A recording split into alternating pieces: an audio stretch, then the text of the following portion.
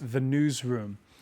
Yes, it's time for the France 24 debate. France's new socialist government unveiling its budget for next year, or rather presenting it to Parliament. And no, this won't be the year where the country sees its first balanced budget since 1974. However, the government will take unprecedented steps to mop up some of the red ink. 30 billion euros, 1/3 through spending cuts, 2/3 through tax increases. The government had to look high and low for fresh revenue. The stiffest resistance coming from an unlikely quarter.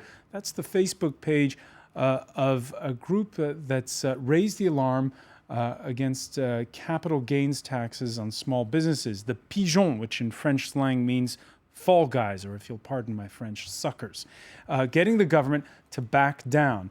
Marie Ekelande is a member of the Pigeons. She's also co-founder of the startup France Digital and joins us now. The Pigeons created such a stir, the government quickly backed down on that one. The buzz around this flock of entrepreneurs, though, continues. And does it signal, more broadly, a change in French attitudes to business and competitiveness? Today in the France 24 debate, the revolt of the pigeon. And with us to talk about it is Marie Ekelande. What do you think is the best translation for the pigeon? Yeah, suckers is pretty good. Suckers, okay.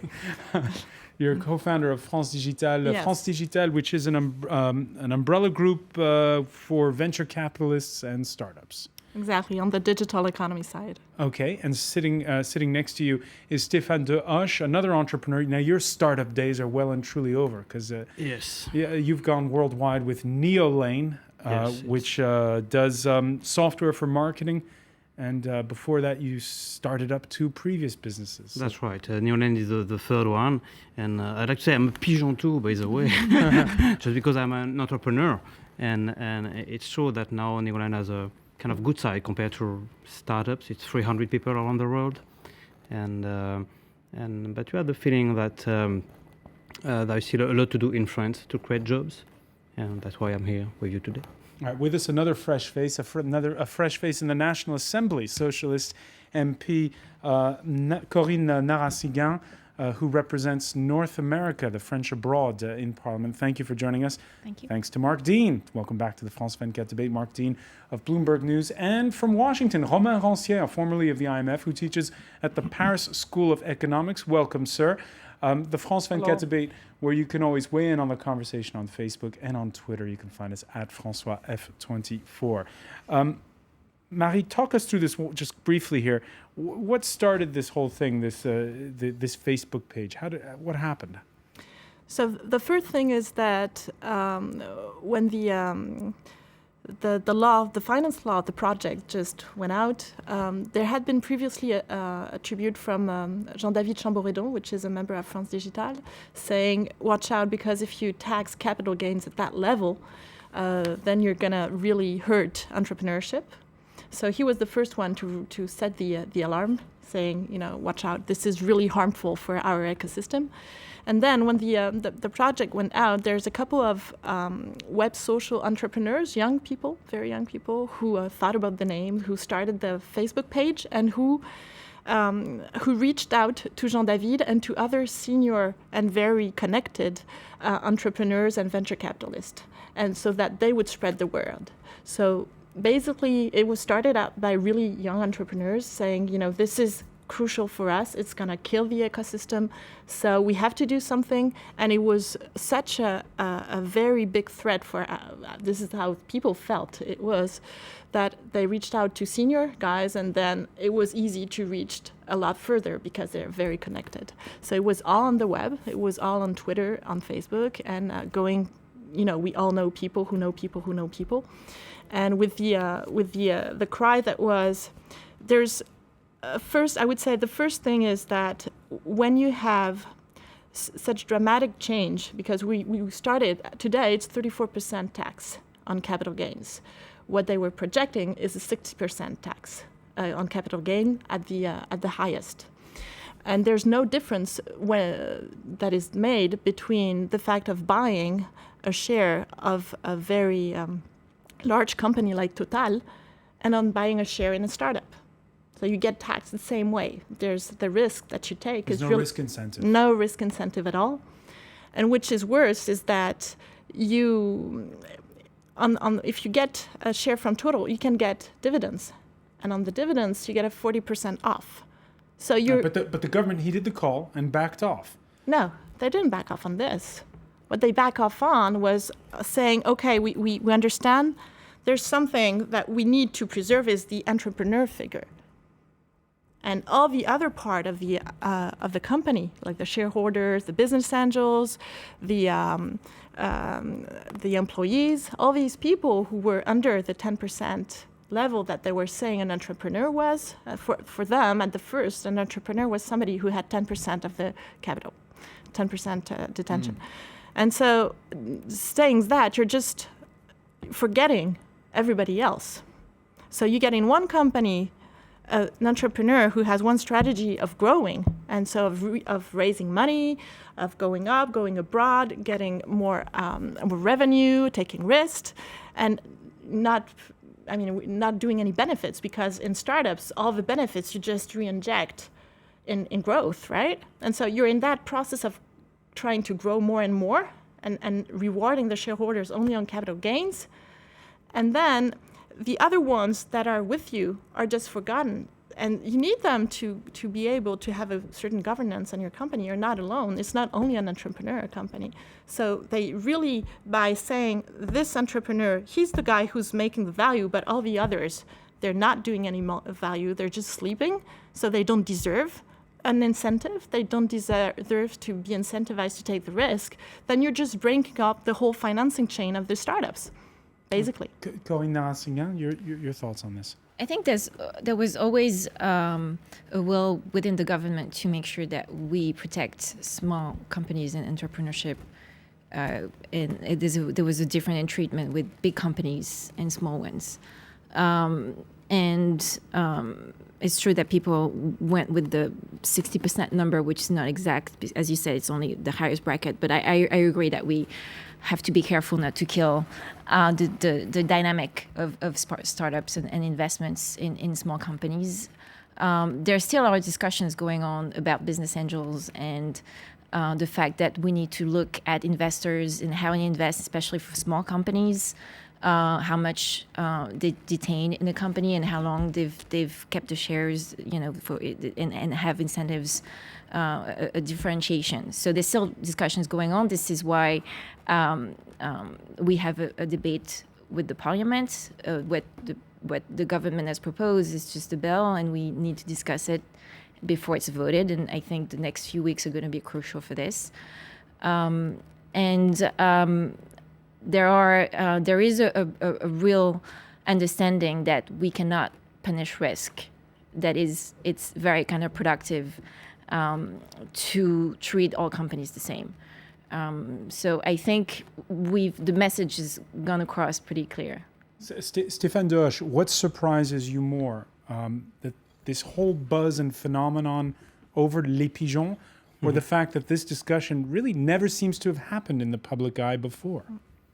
I think I'd like to say, after what Marie described on the project, he said what was really a surprise for me, and that it's about killing a dream. That every entrepreneur has a dream to be rich once in his life, and some will be rich, some will not. Hang on a second. Success and not success, but we all need dreams to wake up every morning and to do difficult things every day. If you kill the dream, one way or another, you kill entrepreneurship. But hang on a second. You just said to have a dream to be rich. That's something that a Frenchman doesn't necessarily say easily.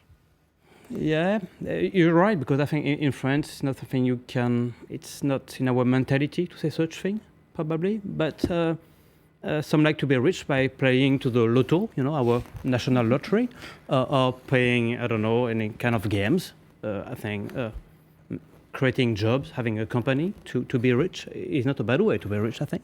Probably better for the nation than the Loterie Nationale.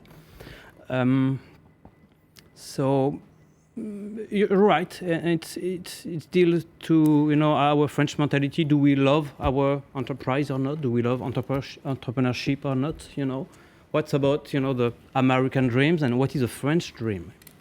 I'm not sure there is a French dream. There's also something is that today we all know that the French economy is really suffering, and that the budget is all about, getting more tax incentive, budget reduction, etc. But we need to create value. I mean, the French economy will not get out of the situation, the bad situation it is, without betting on a new economical strategy. I think the bill is really the first phase, and we have a big package coming up before the end of the year. There's a big panel on small business right now that's working on proposals on that issue. This Tuesday, by the way, the junior minister in charge of small business told French business daily Les Echos it's important to distinguish between capital gains profits made through windfalls, like an inheritance, say, and those made by business people who take risks. Fleur Pellerin, however, adding that I'm a little uncomfortable with this movement, even if it's voiced legitimate concerns, because it might have contributed to painting a negative image of entrepreneurs as people who think essentially of their earnings. Mark Dean, your reactions to that reaction? Well, I mean, it is the whole problem, right? I mean, the problem is the image that all these things are creating of France for the business angels, for anyone who may be thinking of investing in France.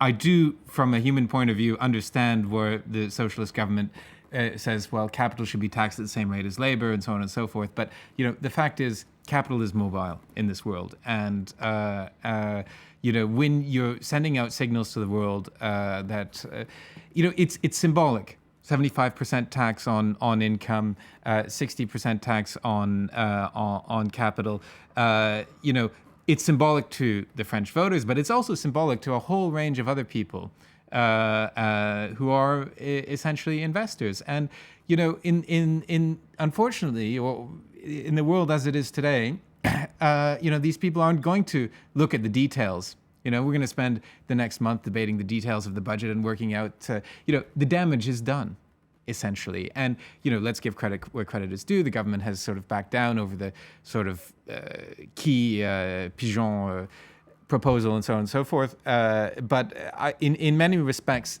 the damage is continuing. And I don't think the government realizes just how urgent a situation it's in.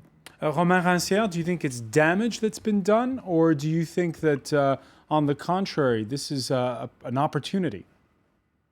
I think in terms of damage, I think the fact that the group of special interest can have such influence on political decision. I think that special interest politics, that's also part of the damage. I think even the entrepreneur recognize that taxation should be made on broad principles, not in trying to defend some categories of entrepreneurs, small versus big, innovative versus old. I mean, when you talk about inheritance versus inherited wealth versus created wealth, I mean, we already have some estate taxes for inherited wealth, so that's already taken care of.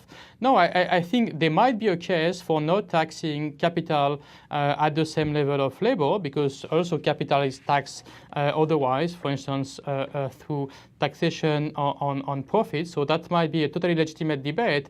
But the fact that a group of special interest can, even before discussion in the parliament, kind of hijack the legislative process, I think is also very worrisome. Mary Ekelin? Worrisome? Why is that? I mean, the thing is as well is that if people reacted so badly, is that nobody was warned. I mean, I have this association called France Digital, and that Fleur Pellerin inaugurated in July. The junior minister. Yeah, and that we made proposal to the project of the finance law, etc. And there was no signal at all. The signals were opposite, meaning that we know that you guys create jobs for the country, you guys create value. We know that it's very important for tomorrow's economy, that the digital economy part is a major area of growth for France, and that we're not going to have an industrial economy as strong as before. And so don't worry, trust us. And then you get that. And you get things like, okay, you can have a tax rate that is cut if you hold your shares for 12 years. Except the date you start counting the years is January 1st, 2013. So all you've done in the past is just worth nothing. So all these different signals of one, not talking to people who are part of that ecosystem and not having the discussion and not warning them and not, I mean, we know that the country is in difficulty. We are okay to pay more tax. We just want people to really realize that we are not talking about the wealth of one particular kind of person. We're talking about where we want to build our economy tomorrow. Where do we want to bring it? That's what we're talking about. And so sending all these signals on not talking to the specialists from the sector and then not realizing how the harm that it will make to the trust of people who are creating value for the country is dramatic. I think the idea of getting the tax rates closer or for on the same basis for income and capital gains has been in the debate, has been one of the engagements from François Hollande as a candidate already. So I don't think it was completely out of left field.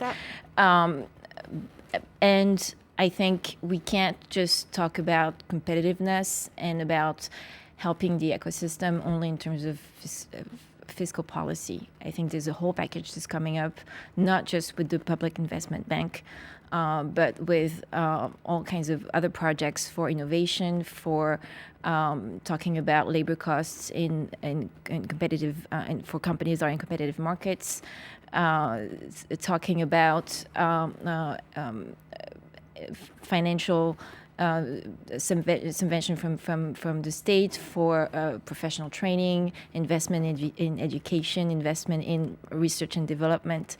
There's a whole package, investment in infrastructure, controlling energy costs on the long run. These are all very important issues also that need to be taken into account. There's a whole roadmap that's coming up from Fleur Pellerin for digital companies, probably around February next year. So there's a lot of other things that are in the works. So we can't just stop at this very first discussion about fiscal policy, because this is just one piece of the puzzle. I totally agree, and I hope we will not stop at this. But it went further than just aligning the two rates, because the capital gain, the project was to tax capital gain up to 60%, because of the CSG, the special social tax, compared to 45%. That was the last rate on income revenue. So that's a 15% uplift. So they were not aligned. It went further than that, which is a strange message. And when we come back in the France 24 debate, we're going to take a look at how you do business in France now and how that's evolving amid this discussion that we're having about how to increase competitiveness in a period of stagnant growth. You're watching the France 24 debate.